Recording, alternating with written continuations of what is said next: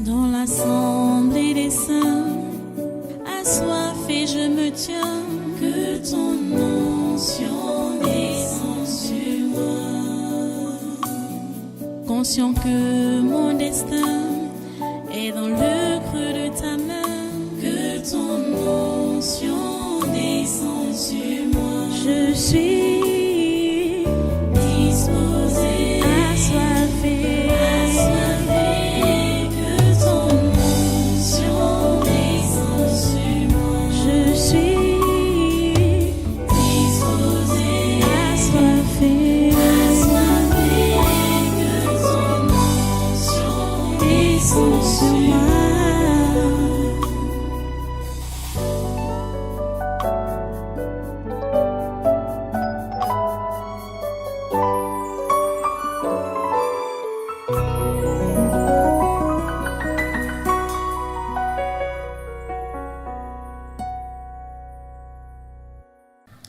Donc, et je vous dis que celui-là, le Camerounais qui a dit qu'il est à la tête de cette organisation, quand il y a eu fiasco comme ça, il ne m'a plus jamais cherché. Hein. Et pourtant, il m'a dit qu'il va me voir après sa campagne, après son événement. Je lui ai dit, si jamais cela a lieu, il ne m'a plus jamais cherché. C'est fini comme ça. Ce monsieur-là, il a même parlé aussi dans les corps ici. Comme démon. C'est malheureux. Je parle de l'organisateur de la campagne, le Camerounais. C'est malheureux. Alors, où est-ce que je veux en venir? Je suis en train de dire que quand on a le Saint-Esprit, on ne peut pas blasphémer. On ne peut pas décrier les œuvres du Saint-Esprit. On saura. Même si on ne comprend pas très vite là, on saura, on va se retenir et on saura. Il y a beaucoup de choses que je ne comprenais pas. Bon, je n'ai pas envie de tirer beaucoup de témoignages. Mais là où je voudrais chuter, ce que je voudrais vous dire, c'est que les années sont venues, les années sont passées. Et voilà, je découvre Emmanuel TV et le prophète TB Joshua à la télé. J'ai commencé à regarder cet homme. Il y avait lui, il y avait Pasteur Christ. Pasteur Christ ne me convainquait pas d'abord. Déjà, voyant son look, comment il défrise les cheveux, comment il se maquille, ce n'était pas trop convaincant. Mais je regarde maintenant Emmanuel TV. C'était presque au même moment. Je regarde Emmanuel TV. Et chaque fois je regarde, je n'ai pas prononcé de jugement hâtif. Mais pendant que je regardais et que je continuais à regarder Emmanuel TV, en écoutant les enseignements du prophète TB Joshua et en voyant les œuvres de Dieu, j'étais d'abord impressionné que donc c'est possible de prophétiser à chaque rencontre de prière. J'étais impressionné. Vous voyez, c'est comme ce qui se passe ici. Il n'y a pas une rencontre ici, là, où il n'y a pas de délivrance prophétique. J'étais impressionné par ça. Je dis, est-ce que c'est encore qui, là? Je suivais les enseignements, je regardais les délivrances, je suivais les prophéties, et les confirmations, bon, lui, il s'est vertué à confirmer. On n'a pas ce temps-là de chercher toujours à montrer les confirmations de ce que Dieu fait. Parce que je crois que Dieu a décidé de fonctionner avec moi autrement. Parce que même au niveau des souvenirs, Dieu a décidé de souvent effacer les souvenirs de ce qu'il a eu à faire avec moi. Peut-être pour ne pas tomber dans le piège de Gédéon, qui a fabriqué un monument de victoire, qui est devenu un sujet d'idolâtrie. Donc, les histoires de souvenirs, ça n'a pas souvent marché avec moi. Ça n'a pas souvent vraiment marché avec moi. Vous comprenez ça? Mais pendant que je regardais Emmanuel TV, pendant longtemps, c'est là que le Saint-Esprit me fait comprendre que c'est réellement un homme de Dieu et que je dois aller là-bas. je suivais ce qui se passe, comment on ne part pas là-bas sans invitation et que machin, tout ça là, il faut d'abord recevoir l'invitation. Parce que sur le net, je suis allé pour voir comment on fait pour visiter, machin. On donne tous les détails, mais le Saint-Esprit m'a dit, tu dois aller là-bas et tu vas rencontrer cet homme. Vous voyez, c'était clair. Bon, la date avait été retenue et à l'époque, j'avais deux ambitions. Je voulais aussi faire comme les autres, soi-disant, pasteurs faisaient. Parce que les autres pasteurs avaient l'habitude de se rendre à Jérusalem, en Israël. Et j'avais l'intention d'aller en Israël, à Jérusalem. Donc, visiter, entre guillemets, la terre sainte, sans savoir que c'était pour l'enterrement. Dieu m'a sauvé. Dieu m'a épargné.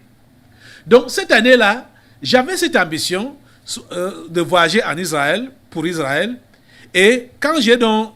le Saint-Esprit m'a dit qu'il faut que j'aille au Nigeria. J'ai dit, ça doit être après le voyage d'Israël ou bien avant. Je me suis même assis avec ma famille pour leur parler du projet. Mais c'était clair qu'il fallait aller au Nigeria, à la synagogue. Bon, je me suis préparé pour aller à la synagogue et j'ai préféré passer par le Bénin, d'aller et prendre certains pasteurs là-bas pour les amener à la synagogue. J'ai voyagé, j'ai pris le vol, je suis arrivé au Bénin et les pasteurs que je connaissais là-bas, avec qui j'ai eu à travailler dans le passé, je leur ai dit, ok, je suis de partance pour le Nigeria, pour Lagos, à la synagogue, pour aller rencontrer le prophète Yoshua. Accompagnez-moi, nous allons le rencontrer. Ils m'ont dit, on ne part pas là-bas comme ça. Je leur ai dit que je marche sur instruction. Allons au Nigeria, allez avec moi et nous allons le rencontrer. C'est ce qui a été fait. Nous sommes partis et nous avons été reçus sans invitation par le prophète. Vous voyez, cela s'est passé. Et vous voyez que si je n'avais pas le Saint-Esprit de Dieu, j'allais le condamner d'emblée comme beaucoup l'ont condamné. J'allais le faire. Parce que jusqu'à ce que nous ayons compris comment il a eu à dévier tout ça là, nous le supportions, nous prions pour lui, nous lui envoyons les messages que Dieu lui envoyait à partir d'ici. Mais on avait toujours des gens qui nous disaient que mais pourquoi vous soutenez même cet homme, c'est un faux prophète. Je leur ai dit que je répondais souvent à ces gens-là que il n'est pas faux prophète. Et quand il a dévié et qu'on a commencé à relayer cela, puisque auparavant on ne voulait même pas publier ces vidéos-là, c'est là que certains nous disaient que c'est maintenant que vous savez que c'est un faux prophète. Je leur ai dit qu'il n'était pas d'abord faux prophète. Il a seulement dévié. Il faut avoir le Saint-Esprit pour être guidé par lui. C'est ça que je veux dire. Donc, ceux qui jugent d'emblée, ceux qui jugent sans le Saint-Esprit, ils sont prêts à blasphémer. Quand tu as le Saint-Esprit, même si quelque chose est compliqué n'importe comment, le Saint-Esprit va t'éclairer, va t'apporter la lumière. Le chrétien a besoin du Saint-Esprit. Oh, les amis, la vie chrétienne sans Saint-Esprit, c'est la misère. C'est l'égarement. Je dis c'est l'égarement. Vous comprenez ça? Nous avons besoin de lui. Donc, voilà mon témoignage. Comment je fais pour renouer avec un serviteur de Dieu, un vrai serviteur de Dieu nigérian.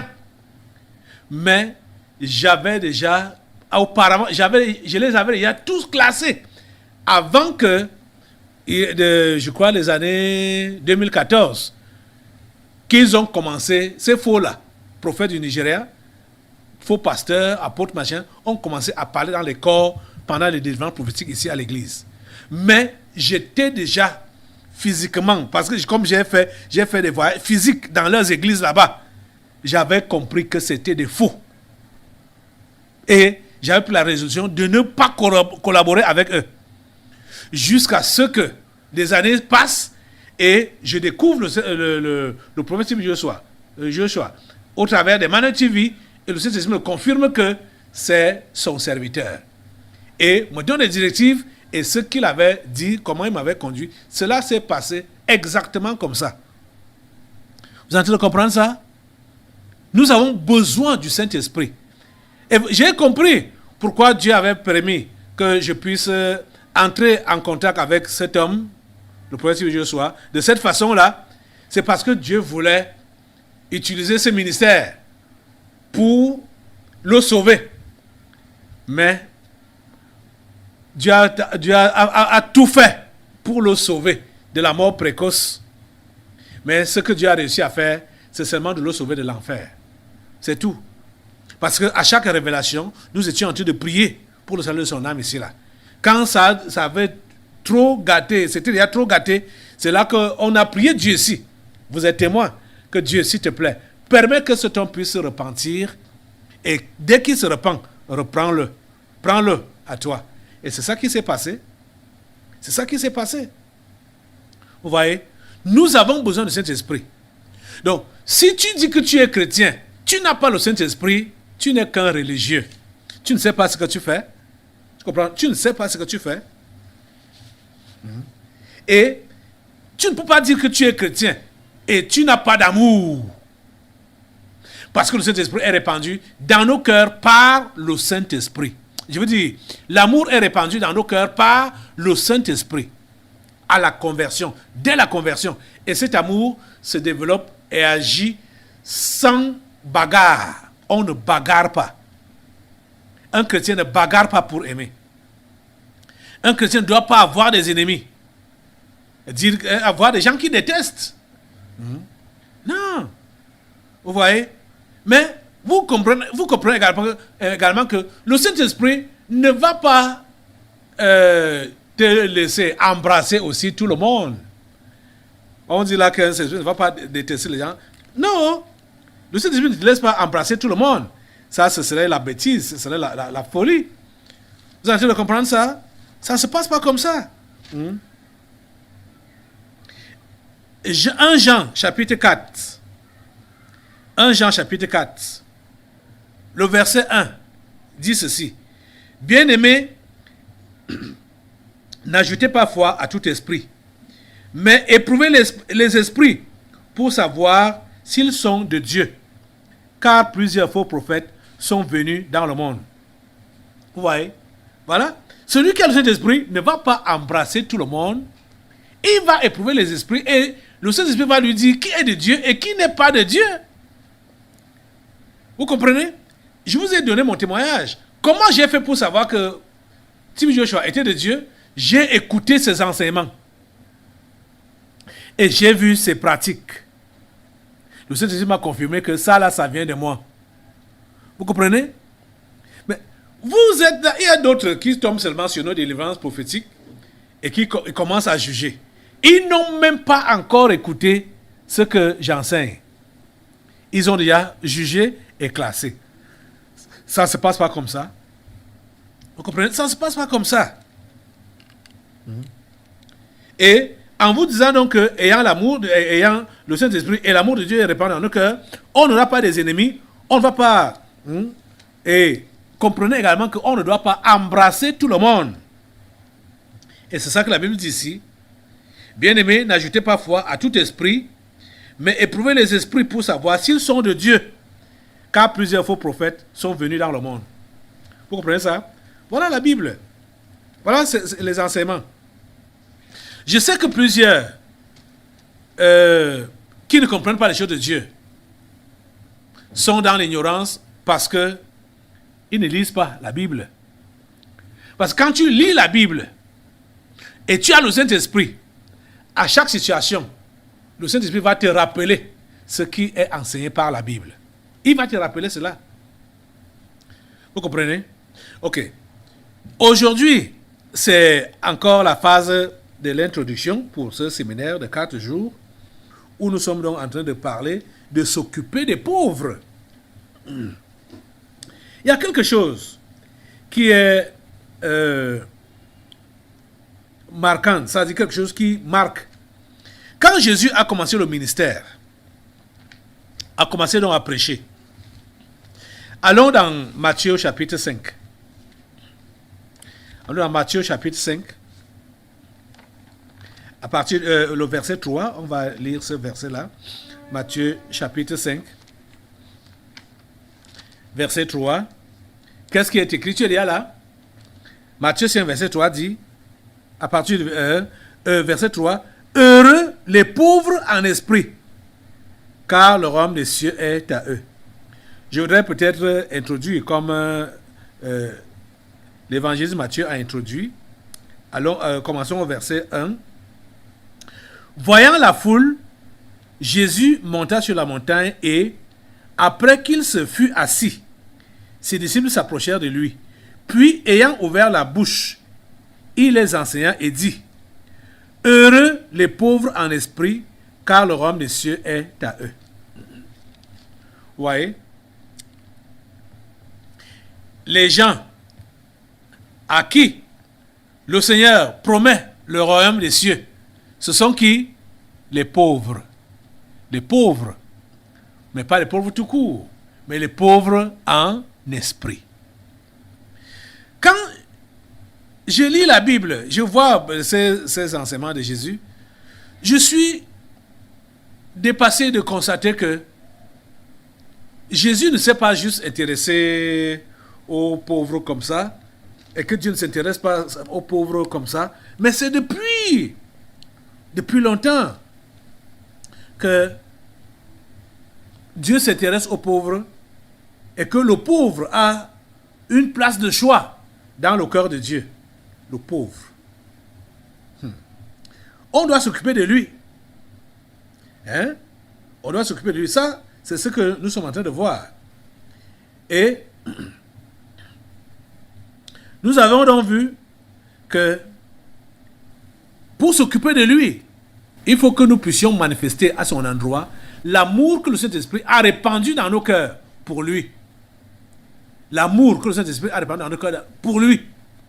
Avant de voir ce que je suis en train de vouloir évoquer maintenant, comment ce n'est pas Jésus qui était le premier à parler des pauvres et à montrer l'attention que Dieu porte auprès du pauvre. Il faut que nous puissions encore bien appuyer sur le fait que la nouvelle naissance donne réellement une nouvelle vie, une nouvelle créature. On est réellement recréé. On est recréé. Quand on reçoit Jésus comme Seigneur et Sauveur personnel, on est recréé. Allons dans Éphésiens, repartons d'abord dans Éphésiens. Éphésiens chapitre 2. Allons au chapitre 2 maintenant. Éphésiens.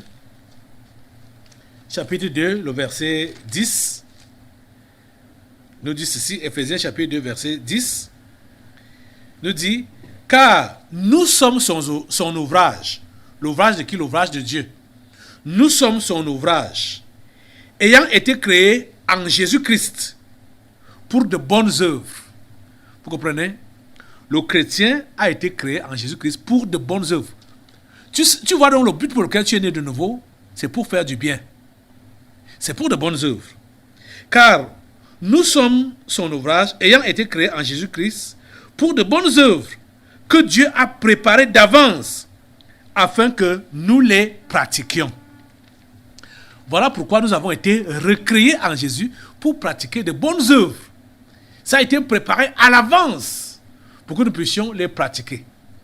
Donc, quelqu'un qui dit qu'il est chrétien et qui est méchant, c'est contradictoire. Quelqu'un qui dit qu'il est chrétien et qui n'a pas l'amour, qualité de Dieu dans son cœur, c'est contradictoire. Une nouvelle création en Jésus a été faite ainsi, ou est faite ainsi pour faire du bien. Pour faire du bien. Et le bien là est fait à qui? Le bien là est fait aux pauvres. Et le pauvre, c'est qui? Je vais déjà vous répondre d'emblée que ce n'est pas forcément celui qui est démuni financièrement ou matériellement. C'est pourquoi Jésus a eu soin de dire « Heureux les pauvres en esprit ». Et il a donc bien défini que c'est en esprit. Et aujourd'hui, je voudrais d'abord, pour arrêter aujourd'hui, maintenant, que nous voyons juste un exemple, d'abord, dans les psaumes. Nous n'allons pas trop tirer aujourd'hui. L'exemple que nous voyons dans les psaumes est dans l'exemple de David, dans le psaume 25. Allons dans le psaume 25.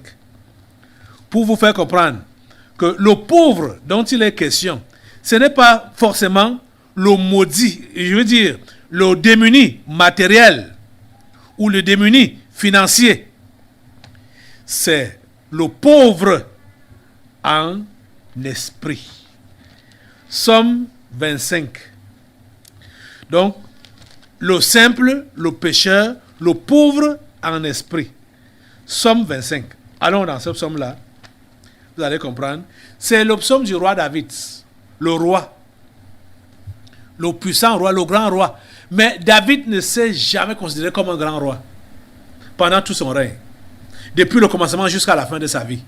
David ne s'est jamais considéré comme un grand roi, comme un puissant roi. C'est ça qu'on va découvrir ici. Il se considérait comme un pauvre. Alléluia. Hey Seigneur, ton esprit est bien. David, le psaume 25, à partir du verset 16 jusqu'au verset 18, écoutez les paroles de David. Regardez-moi et pitié de moi, car je suis abandonné et malheureux. David a écrit ceci étant roi. Il a chanté ceci étant roi. Il a prié ceci étant roi. Et il dit quoi? Regarde-moi et aie pitié de moi, car je suis abandonné et malheureux. Les angoisses de mon cœur augmentent. Tire-moi de la détresse. Vois ma misère et ma peine. Et comprenez donc la fin de sa prière. Et pardonne tous mes péchés.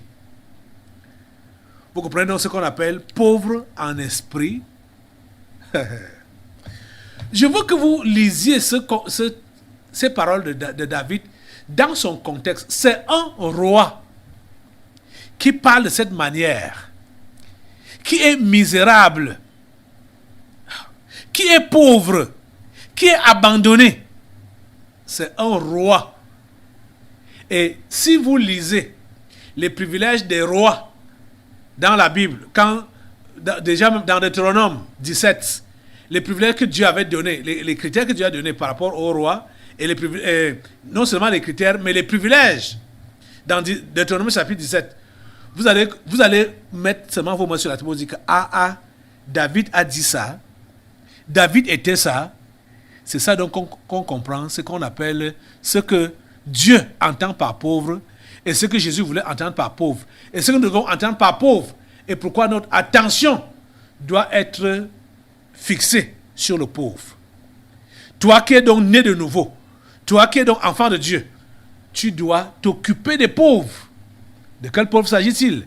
Et de quelle occupation? Qu'est-ce que tu dois faire par rapport à ce pauvre?